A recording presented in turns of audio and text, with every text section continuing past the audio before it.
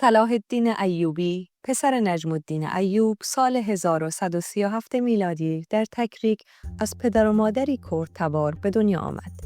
گفته می شود که خانواده وی در شب تولد او تکریک را به سوی موصل ترک کردند و پس از 1 سال به بعلبک رفتند. پدرش در دودمان زنگیان که تابع سلجوقیان بزرگ بود، والی تکریک، بعلبک و شام بود. صلاح الدین ایوبی دوران کودکی خود را در بعلبک گذراند و در جوانی آرزو داشت که عالم بزرگی شود. اما در سنین جوانی، زمانی که به خدمت عمویش اسدالدین شیرکوه که فرمانده سپاه بود درآمد، زندگی و آرزوهایش دگرگون شد.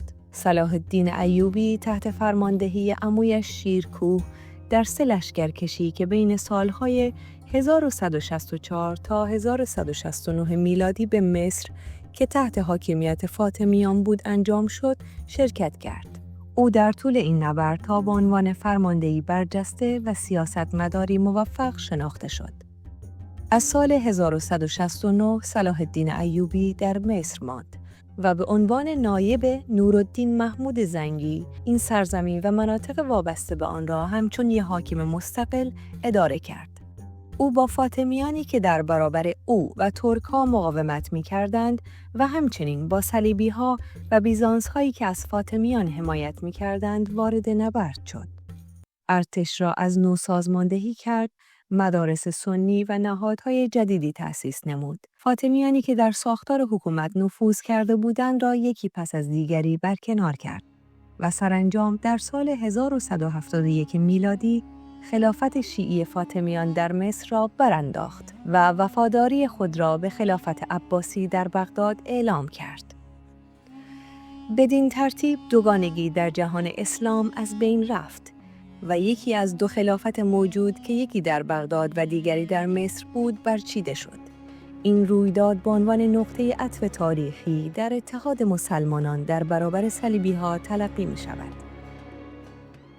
پس از درگذشت نورالدین محمد زنگی، رهبر سلسله زنگیان، در سال 1174 میلادی، صلاح الدین ایوبی با قرائت خطبه به نام خود دولت ایوبیان را بنیان نهاد. هدف نهایی او از تأسیس این دولت متحد ساختن تمامی مسلمانان منطقه تحت یک پرچم و بیرون راندن صلیبیان از سرزمین‌های مقدس به ویژه قدس بود. در راستای این هدف شمشیر ایوبیان از نیام بیرون کشیده شد.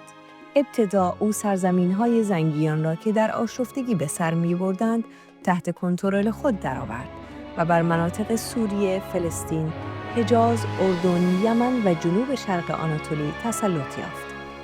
صلاح الدین ایوبی در سالی که برای اتحاد اسلامی در خاورمیانه تلاش می‌کرد، همزمان مجبور شد با صلیبیان و فرقه اسماعیلیه حشاشیان نیز مبارزه کند. در سال 1176 میلادی او حشاشین را شکست داد و شهرها و مناطق مهمی چون اورفا، دیاربکر، رقه و حلب را به قلمرو خود افزود. بدین ترتیب راه قدس به طور کامل گشوده شد. صلاح الدین ایوبی سوگند یاد کرد تا زمان فتح قدس لباسهای سیاه خود را از تن در نیاورد و دیگر هرگز لبخند نزند. او با تأسیس دولتی قدرتمند تمامی سرزمین‌های مسلمانان در خاورمیانه و مصر را متحد ساخت. نیروهای نامنظم را سازماندهی کرد و تعادل قدرت نظامی را به نفع خود تغییر داد. اکنون ایوبیان با تمام قوا برای فتح قدس آماده بودند. صلاح الدین ایوبی به جای محاصره مستقیم قدس با بهره‌گیری از نبوغ نظامی خود نقشه‌ای برای کشاندن دشمن به منطقه دیگر و نابودی آن در یک نبرد رو در رو طراحی کرد. برای به دام انداختن سپاه صلیبی که در قدس مستقر شده بود، ابتدا شهر طبریه واقع در نزدیکی قدس را محاصره کرد. ارتش صلیبی که در قدس مستقر بود این ترفند ساده را باور کرد و به سرعت برای کمک به قلعه طبریه راهی شد.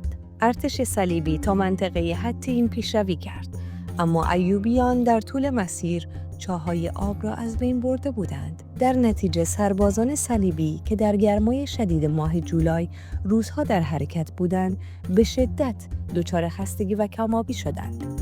صلاح الدین ایوبی با استقرار نیروهایش بین سپاه صلیبی و دریاچه طبریه مسیر دستیابی آنان به آب را مسدود کرد. ارتش صلیبی دیگر راه بازگشتی نداشت و ناچار بود با سپاه صلاح الدین وارد نبرد شود. در روز 4 جولای 1187 سپاه صلیبی تحت رهبری گای لوزینیان که از تشنگی و فرسودگی مفرط رنج می‌بردند حمله کردند، اما این حمله بی‌نتیجه بود و ایوبیان پیروزی قاطعی به دست آوردند. از سپاه 30,000 نفری صلیبی‌ها نیمی کشته و نیمی دیگر اسیر شدند. پادشاه قدس گای لوزینیان و رونودو شاتیون فرماندهان شوالیه‌های معبد و بسیاری از اشراف صلیبی به اسارت درآمدند.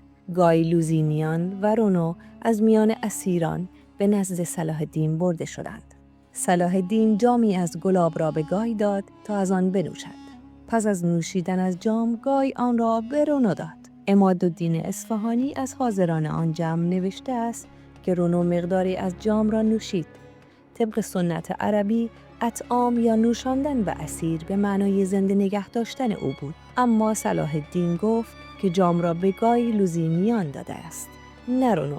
پس رونو را به چادر خود فراخواند و خطاها و جرمهای وی را یادآور شد. بر اساس گفته عمادالدین، صلاح الدین به رونو پیشنهاد کرد که یا مسلمان شود یا مرگ را برگزیند. پس از مخالفت رونو با تغییر کیش خود، صلاح الدین شمشیر خود را کشید و ضربه‌ای به رونو وارد کرد. زمانی که رونو بر روی زمین افتاد، صلاح الدین بنا به عهد خود سر او را از بدنش جدا کرد. پیروزی حطین راه را برای فتح قدس هموار ساخت.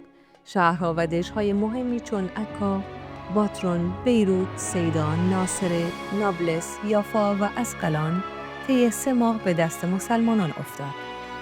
سرانجام در 20 سپتامبر 1187 صلاح الدین ایوبی در برابر دیوارهای قدس اردو زد.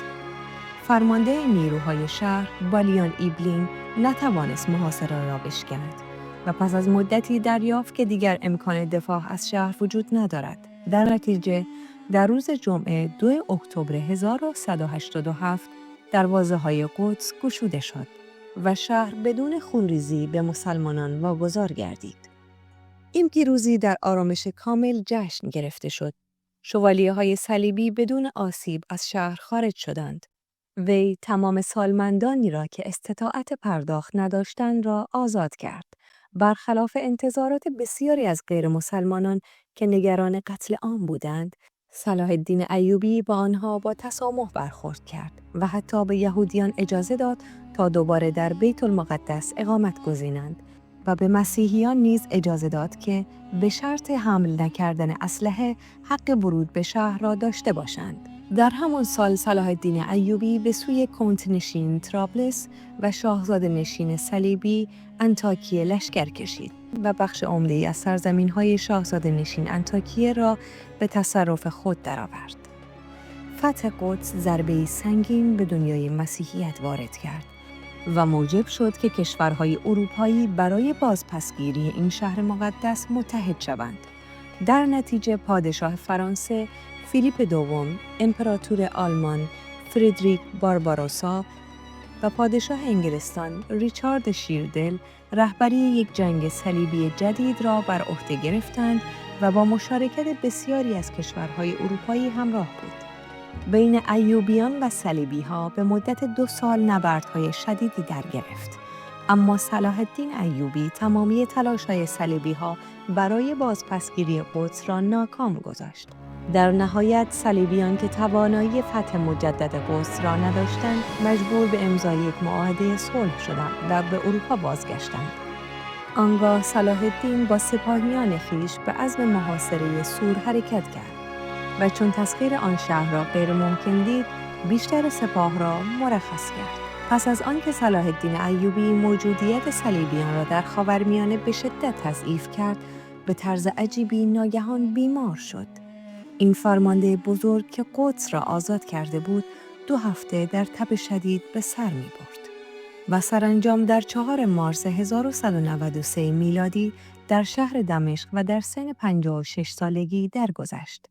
مقبره او امروزه در مسجد اموی دمشق در مرزهای کنونی سوریه قرار دارد.